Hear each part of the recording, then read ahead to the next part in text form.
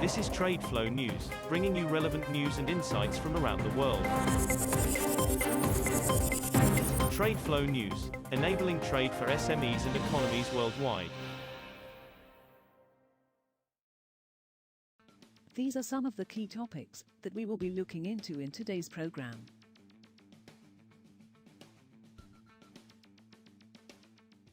First, let's take a look at the overnight headlines which are impacting the commodity markets. Russia will not supply oil to countries that decide to impose a price cap on its oil, Russian Central Bank Governor Elvira Nabiullina told a briefing on Friday. Nabiullina added that the proposal by G7 nations, aimed at stripping Russia of energy revenues in a bid to limit Moscow's options for financing its military campaign in Ukraine, would also spur on global oil prices.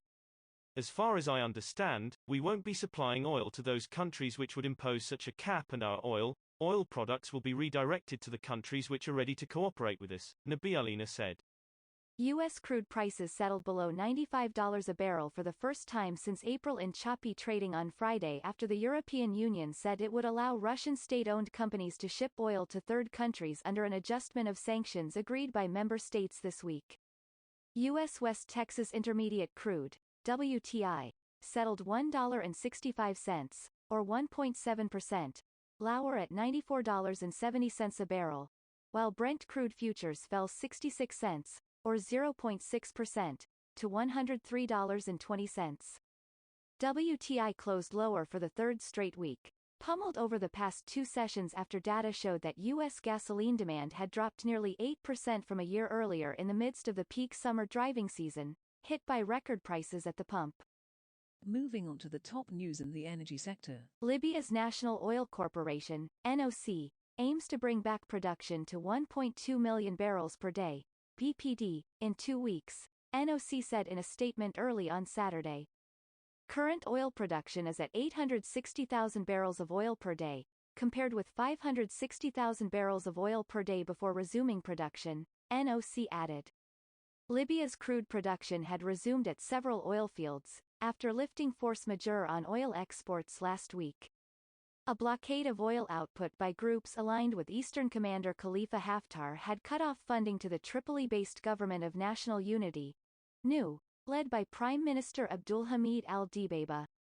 Around Europe, countries are looking for ways to cut energy consumption and fill up their gas stores in response to lower Russian gas deliveries and in preparation for a possible total cutoff.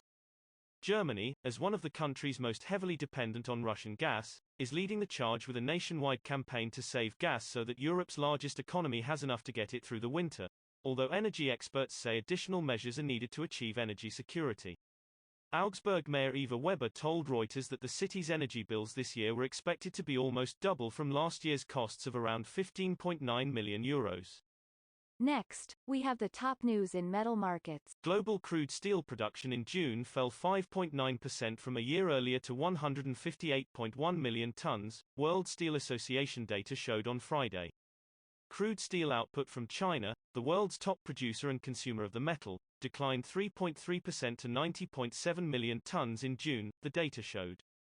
The London Metal Exchange has told some of its committee members it will not ban Nornickel's metal from its system as the company is not under UK sanctions, even though Chief Executive Vladimir Potanin is, 3 sources familiar with the matter said. Metal industry sources are worried a ban on Nornickel's metals would again destabilize the LME nickel market. Disorderly trade on March 8 led to the suspension of nickel trading for over a week and the cancellation of all trades on that day. If sanctions were imposed on Nornickel, the exchange would have to suspend its metal. The LME banned aluminium produced by Rusal in 2018 when the U.S. Treasury Department imposed sanctions on the Russian aluminium giant. We will now look at the top news in the agricultural sector. The United States said on Friday it will hold Russia accountable for implementing a UN-brokered deal to resume Ukraine's Black Sea grain exports and called out China for stockpiling grain that could be used for global humanitarian needs. Russia and Ukraine are major global wheat suppliers, and Moscow's February 24 invasion of its neighbor sent food prices soaring, stoking a global food crisis the World Food Programme says has pushed some 47 million people into acute hunger. Russia and Ukraine signed a landmark deal on Friday to reopen Ukrainian Black Sea ports for grain exports. The war has stalled Kyiv's exports, leaving dozens of ships stranded and some 20 million tons of grain stuck in silos. That is all for today's news on commodity markets. Stay tuned to TradeFlow News as we continue to provide you with more updates. We also invite you to follow us on Twitter at TradeFlow News, which allows you to watch our program on your mobile device or desktop to receive information from there.